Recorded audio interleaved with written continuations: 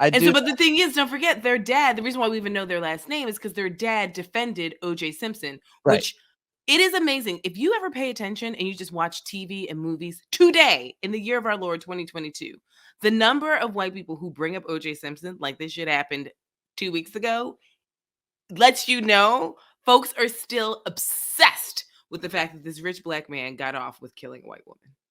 I have to say allegedly because I don't want him suing me, but you know what I'm saying. Like, and then flaunted it for years and years.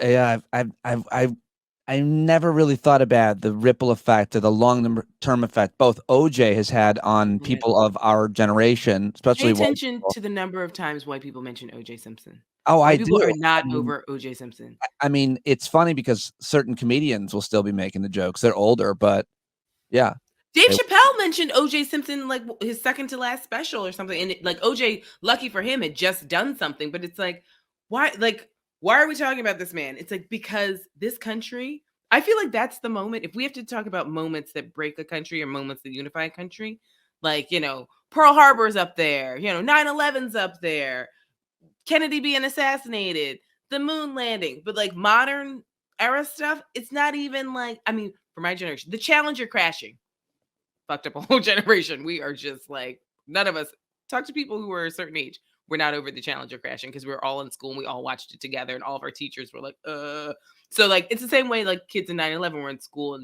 but they didn't see it the same way. They weren't huddled around the TV the way we were.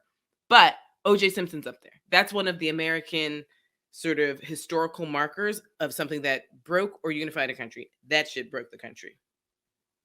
how did it break? How did it break the country?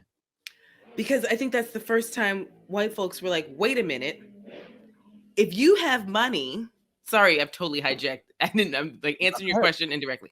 But like, I think that's the first time white folks were like, wait a minute. If you have money, you can actually just get away with stuff.